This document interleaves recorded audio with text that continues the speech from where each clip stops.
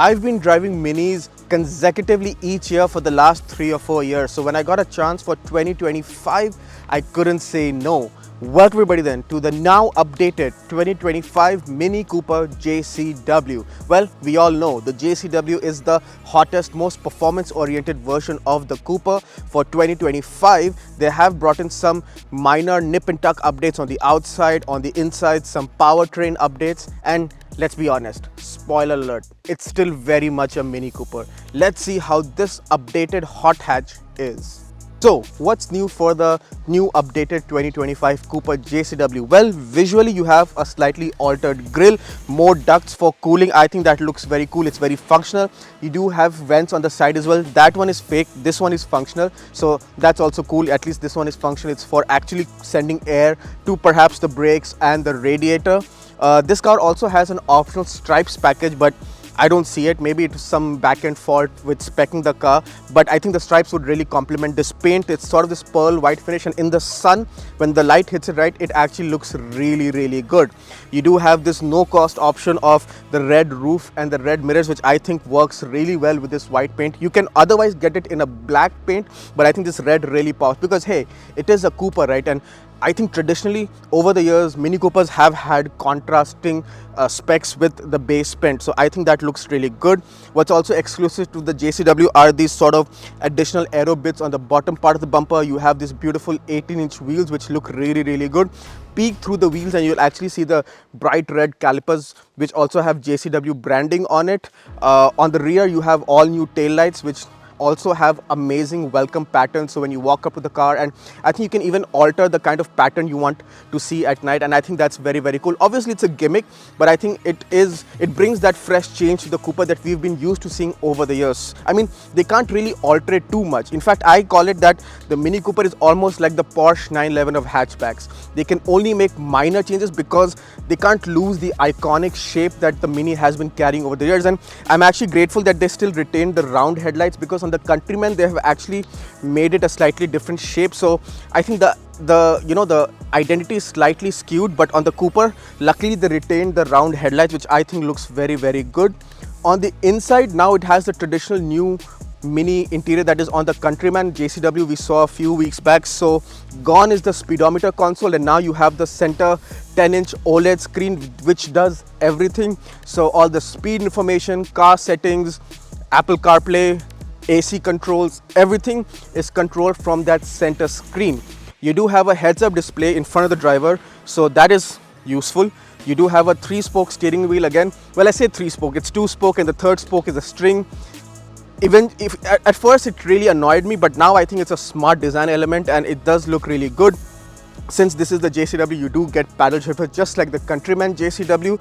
The seats are also nice, very supportive. They have fixed headrests, electric seats, memory seats. They also have massage for the driver and the passenger, which is I think a useful feature. It's not a full-on massage system, but it's a mild system where it just kind of presses important parts of your back to make you a bit more comfortable.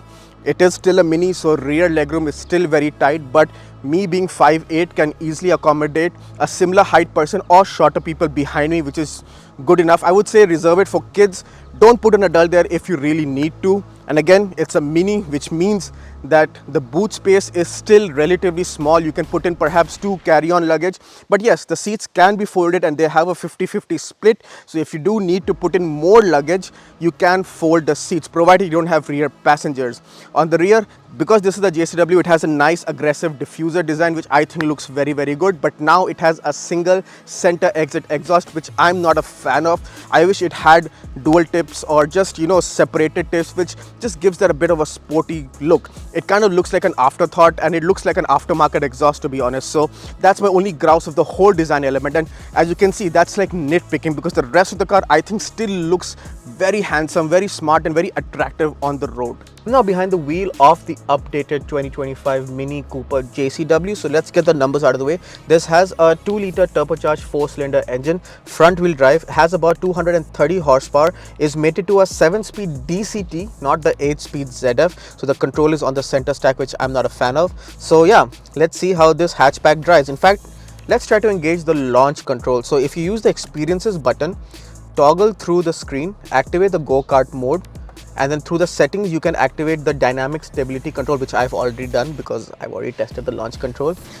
Put into drive, in fact put into S, pull to the center of the road, and if I put my left foot on the brake, right foot on the throttle, launch control active, and if I hold a 10-second boost,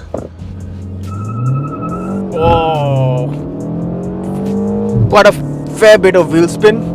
But that was 0 to 100 in a claimed 6 seconds, but I've seen videos where the car has actually done it in about 5.5 seconds. So typical BMW characteristics where they claim a slower number.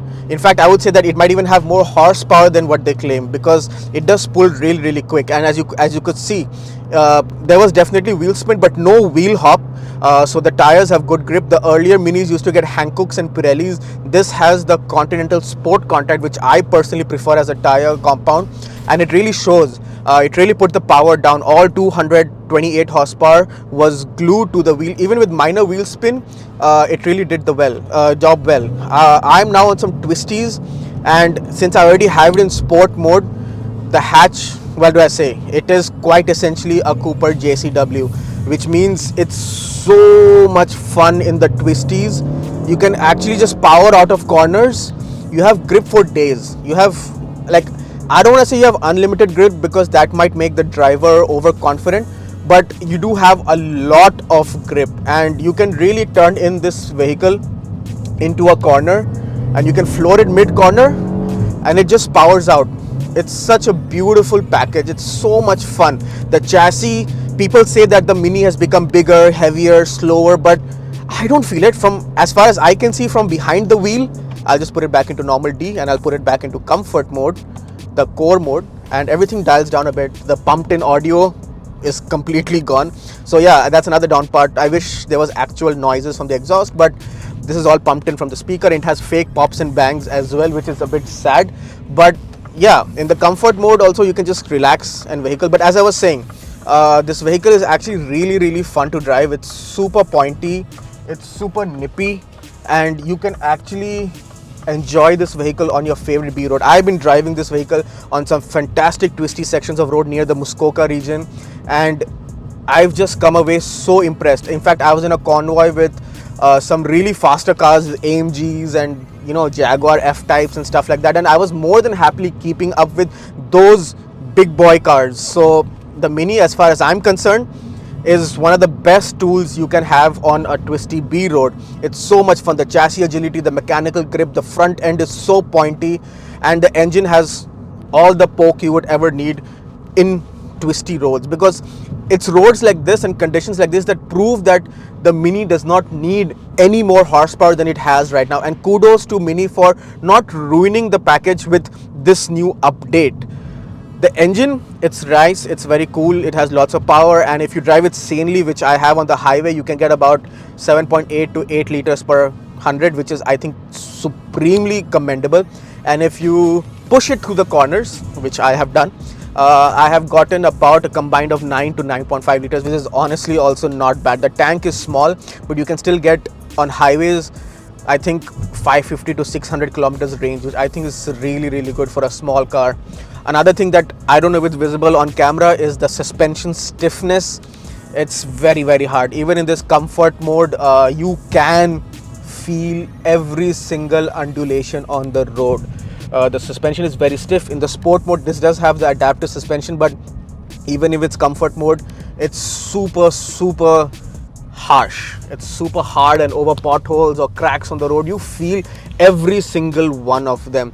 I know the tires are also only 40 or 45 profile tires, so they're very thin, but it's just too harsh. So if you plan to daily drive this, factor in that. It's really harsh. Definitely harder than something like an MX-5, so you really have to factor that in.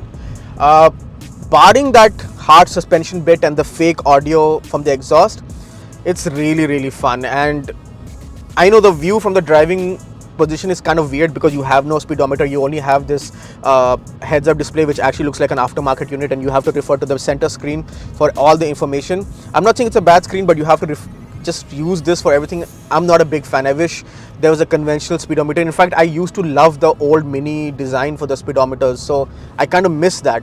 But yeah, what can I say? It's still quite essential mini, which means it's super nippy, super agile, super fun, fast enough, yet efficient if you drive it sanely, and you can daily it if you are willing to live with the rock hard suspension. In conclusion then, the 2025 Mini Cooper JCW. Honestly, it's been so much fun living with this vehicle over a week, but that's what I expected because a Cooper is always supposed to be fun, and this JCW is no different. It drives really well. The handling is top notch, really does not drive like a front wheel drive vehicle. The engine has a lot of poke, and if you drive it sanely, the fuel economy is pretty good as well. What else does one want? Well, if you want practicality, then the Cooper has never been the answer. I mean, it does have rear seats, but restricted to kids, and it does have some luggage space, but again, that's just a bonus that you get when you drive a Cooper. In fact, it's better to have that much rear legroom and boot space than not having at all. So thank God we have that option as well, because some rivals like an MX-5 don't even have that much of a boot or any rear space. So as I said, it's a bonus on the Cooper. The design, well, they've slightly evolved it over the previous one, and I'm really thankful of that. They didn't have to tweak too much, so it still has the quite essential Cooper look with some minor alterations in the front and the rear. The major update on the inside, well, I'm not a very big fan of. I mean, I'm not saying it's a bad interior, but just having all that information on the center screen and the minimalistic theme, I'm not quite on board yet, but I know I will eventually. The more I spend time with this interior, I know eventually I'm going to grow to like it, but at this moment it's going to take some more convincing. The build quality is decent, the comfort is decent, the seats are nice, and well, for 52,990 as spec for this car, it's not that bad value. I know 52,000 sounds a lot for a hatchback, but if you consider something like an MX-5 RF GT, that's also about 50 to 55,000. So if you're in the market for a fun car, I would definitely think you would cross shop between an MX-5 and this. I know that is a rear wheel drive platform, this is a front wheel drive platform, but this is slightly more practical and it has way more power, and obviously it has the iconic Mini heritage as well. This does have two options, so it does have the paid option for the stripes, which I cannot see, so let me know if you see it on camera on the video, and this white pearl paint. There is a no cost option, which is the red roof and the mirror, which I'm a big fan of because I think it contrasts really well with this white paint. And well, what can I say, if I were to buy a really fun to drive car and if I had 50,000 as a budget, this would be a really strong contender because there is no hiding. I absolutely love Cooper JCWs, and this one is no different. It's just so much fun to drive at all times.